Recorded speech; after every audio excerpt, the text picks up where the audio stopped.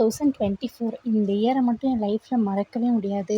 ஏன்னா நான் pregnant ஆனதுலேருந்து delivery ஆகிற வரைக்குமே சீட் எட்ஜ்லேயே தான் உட்காந்துட்டு இருந்தேன். 7 மந்த் பேபி ஷவர் முடிஞ்சு என்னை கூட்டிகிட்டு வந்ததுமே கால் வீக்கமாக இருக்குன்னு டாக்டர்கிட்ட போனதுமே சீரியஸாக இருக்குன்னு சொல்லிட்டு ஜிஹெச் கோயம்புத்தூருக்கு அனுப்பிச்சி விட்டுட்டாங்க. அங்கே போன இன்னைக்கு கால் வீக்கமும் சரியாயிடுச்சு, பிபி ப்ரெஷர் எல்லாமே நார்மல் ஆயிடுச்சு. நல்லா இருக்கீங்கன்னு சொல்லிட்டு நார்மல் வார்டுக்கு மாற்றிட்டாங்க.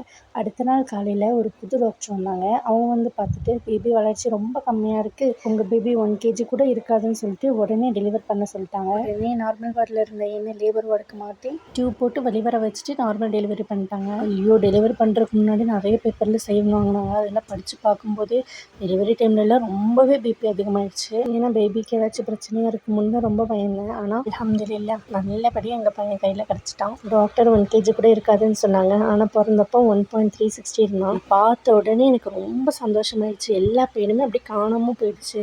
இது வரைக்கும் என் லைஃப்பில் அவ்வளோ குட்டியாக ஒரு குழந்தைய நான் பார்த்ததே இல்லை. லாஸ்ட்டில் அது என் குழந்தையாகுன்னு நினச்சி பார்க்கவும் இல்லை. பிஃபோர் மேரேஜ் நார்மல் பேபிஸே எனக்கு தூக்க பயம். இப்போ நமக்கு அதுக்கப்புறம் எவ்வளோ சின்னதாக இருந்தாலும் தூக்கி பழகிட்டேன். ஆக்டிவாக இருந்தான், அதனால எனக்கு ரொம்பவே ஒரு சாட்டிஸ்ஃபைடாக இருந்துச்சு. ஆனால் என்ஐசியூவில் இருக்க ஒவ்வொரு பேபிஸை பார்க்கும்போது அப்படின்னு நெஞ்செல்லாம் உடஞ்சிடும். அந்த மாதிரி ஒரு குழந்தைங்களை பார்க்கும்போது நம்ம குழந்தை எவ்வளோ பரவாயில்லையே அப்படின்னு தான் தோணும். ஏன்னா அங்கே இருக்கிற பேபிஸை பார்த்தா கண் கலங்கிடும். நமக்கு அங்கே நிற்கவே முடியாது. இவங்க ஃபீட் பண்ண போகும்போதெல்லாம் நான் அழுதுட்டு தான் வெளியே வருவேன். அப்புறம் வீட்டுக்கு கூட்டிகிட்டு வந்ததுக்கப்புறம் 6 months வரைக்குமே குளிக்க வைக்கவே இல்லை. தண்ணி நினச்சி தொடச்சி விட்டுட்டே தான் இருந்தோம். எங்கள் ஃபேமிலியை தவிர வேறு யாரையுமே பார்க்க கூட நாங்கள் விடலை. ஏன்னா பேபிக்கு சீக்கிரம் இன்ஃபெக்ஷன் ஆயிருன்னு சொல்லிட்டு. அவ்வளோதான். Tata bye bye.